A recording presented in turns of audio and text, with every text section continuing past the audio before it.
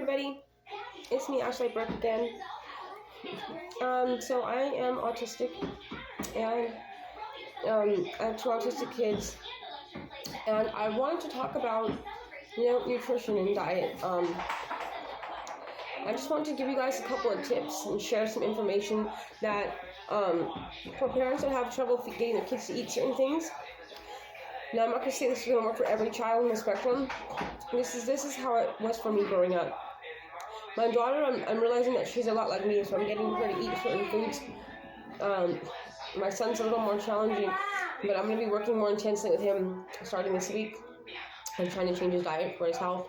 And it took me a second. Like, there was other areas that my son struggled with, and I was so overwhelmed by seeing my son struggling that it wasn't allowing me to think straight enough to be like, okay, well, hey, I'm autistic, let me try to think back from when I was a child and see how because I had a lot of texture issues growing up, but now I'm able to eat different foods now. I still have texture issues with meat. I can't handle meat, and I don't like eggs and stuff like that. I can't handle that, but other textures I had issues with. So I'm just going to share some things that might help you guys. There's a fly in here. That might help you guys. Okay, so when I was younger, my parents would always make rice pilaf, right? And it is good, but I wouldn't eat it, because when you make rice pilaf, there's different textures. In the rice pilaf, there's I don't know what it is, but there's a different. I don't know if it's a rice or what, but it's it's harder than the rest of it. And it made it feel like it was a gross piece. It was ew. Sparky? My daughter always calls me Sparky. She means help you? Batteries. I don't know if it's gonna work though. Light. You have to be dark to work. Hey. So I wanted to share so that was an issue. Mixing 2 different textures together. If the mushy item is mixed with a harder piece, we're not going to eat it. There is some soft foods that we will eat though, but it can't be mixed with another. I never liked oatmeal, because to me it seemed like there were some textures a little bit, rougher or different. And I was able to eat cream of wheat, if that makes any sense. It was different. My mom had to make it really well, though. She had to make it to where it was no bumps at all, It has to be really more soupy, I realized this because even growing up as I got older. Hold on, I'm just cooking squash right now. Hold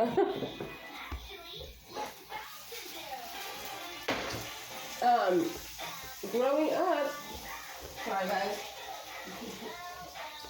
it's full mom mode here all the time. So I remember that I started to realize as I got even when I was 16, 15, people would be eating sandwiches and eating things, and I would just choose to eat just I don't know if you guys know Latin term, but bolillo, a little bread roll.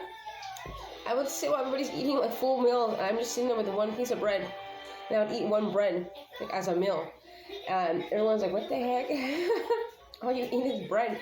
And it's because I didn't like mixed textures. I didn't want wet things but then I started to realize that when I got older, I didn't like dressings because the different oily stuff, so I would put only mustard on my salads, and then I was wait, I do like mustard, and I noticed that I'd rather eat bread dipped in some sort of soupy what is it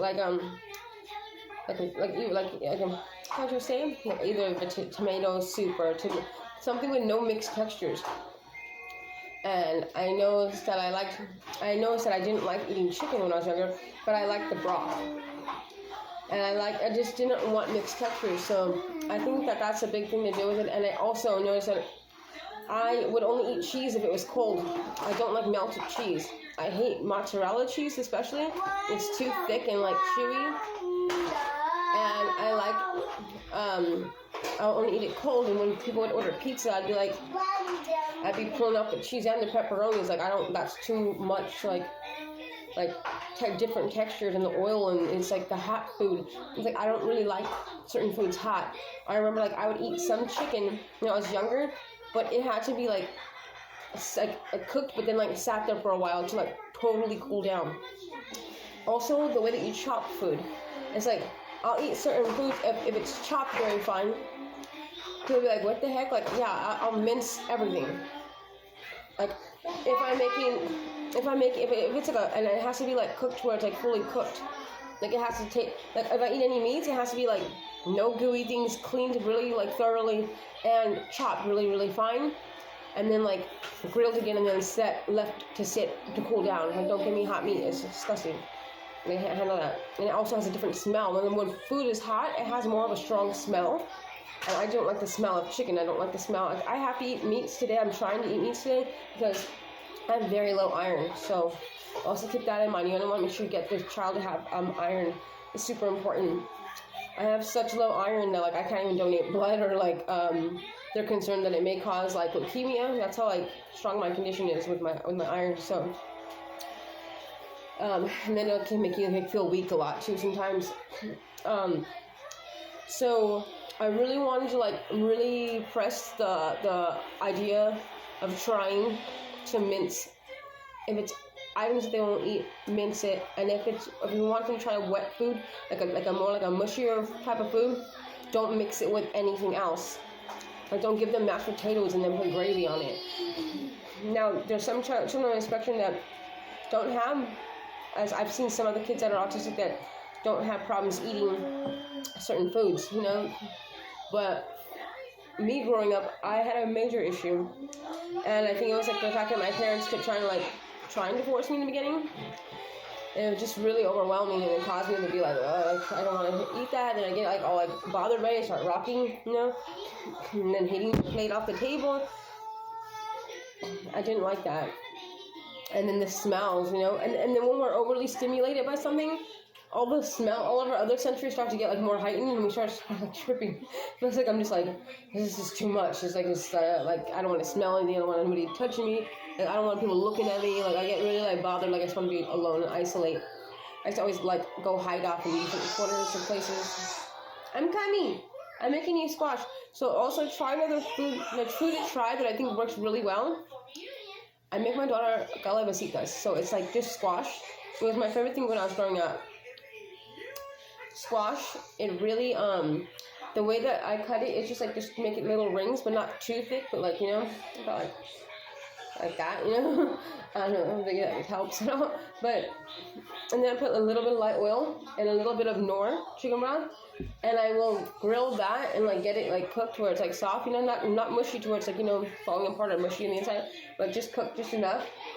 My daughter eats that, and she has trouble eating everything, so I've been finding different vegetables that she will eat. Knorr's a big like help. I put the chicken broth in it. And what else was I gonna say? Sugars in their foods, like sugar in like when I was younger, I couldn't handle sugar. Like I remember growing up and I would have iced tea with no sugar, or I would always get my drinks and I would water them down, which is really strange, but I think somehow like I just felt different. Like I think it makes us more like anxiety. I don't know about all autistic people, but I feel like we're very sensitive to sugar. Yeah, my daughter had my son had left his soda on the table, and she had grabbed it and took a drink of it, and I was like, oh my god, I'm not supposed to be having soda, is he? And she was looking at me and she's like, hee hee, like laughing, and she just started like, she was rocking, like it was too much for her. It's like you can't give them soda and sweet things like that. Dilute the juice too.